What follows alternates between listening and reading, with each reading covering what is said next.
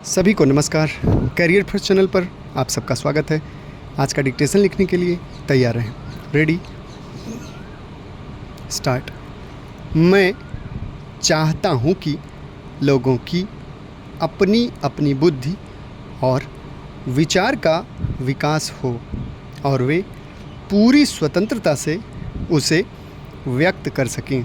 लेकिन लोकतंत्र में जहाँ स्वतंत्र अभिव्यक्ति और विचार करने की स्वतंत्रता है, वहाँ यह हमसे और किसी चीज़ की भी मांग करती है। यह मांग करती है कि बाद में हम मिलकर काम करें। यह मांग करती है कि जो निर्णय हों वे हम सब स्वीकार करें, वरना सब चीज़ बिखर जाती है।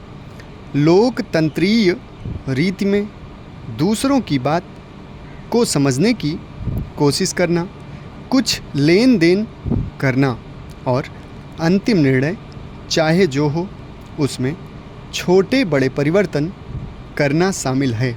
अगर ऐसा नहीं होता तो हमारे टुकड़े टुकड़े हो जाएंगे। भारत जैसे महान देश में प्रायः हर विषय पर तरह तरह के विचार हैं। हम सब एक ही तरीके से सोचने के लिए मजबूर नहीं हैं। आप हिंदुस्तान के इतिहास को कुछ न कुछ अवश्य जानते होंगे। हमारे इतिहास के दीर्घकाल में यह दुर्भाग्य रहा है कि हम टुकड़े टुकड़े में बंटे रहे, पृथकता के शिकार रहे और उनका परिणाम यह हुआ कि भारत की महान शक्ति आपसी झगड़ों और व्यर्थ वाद विवादों और संकीर्ण और पृथकतावादी प्रवृत्तियों में समाप्त हो गई। निश्चय ही हमें भारत के इतिहास से कुछ शिक्षा लेनी चाहिए। हमने मानव अध्यवसाय के हर क्षेत्र में, विचार में, कर्म में, साहित्य में, कला में, संगीत में महान पुरुष पैदा किए। फिर भी हम इस सारी महानता का लाभ इस कारण नहीं उठा सके हैं कि हम में फूट रही है और अपने अपने रास्ते चलने की प्रवृत्ति रही है।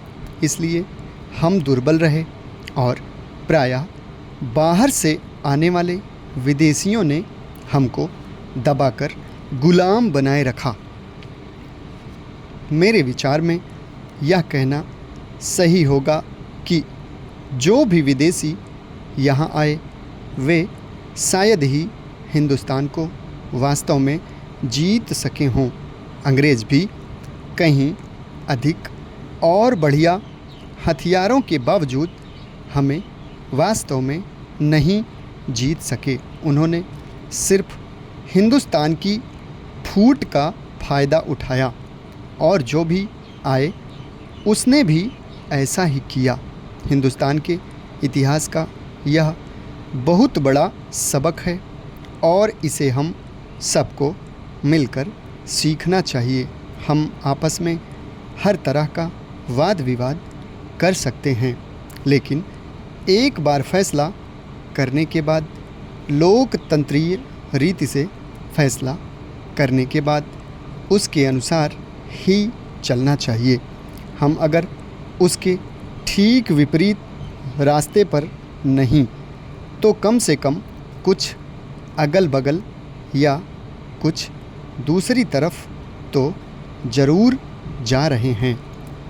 हो सकता है कि हमारी आँखें आहिस्ता आहिस्ता खुलें और फिर हम सीधे रास्ते पर आ जाएं। आज देश में जो रचनात्मक काम हो रहा है और उसकी मैं बड़ी कीमत इसलिए लगाता हूँ कि फिर कभी हम उस रास्ते पर आ सकेंगे, और अगर हमने इस काम को भी छोड़ दिया तो फिर इधर लौटने की कोई उम्मीद नज़र नहीं आती समाप्त। धन्यवाद।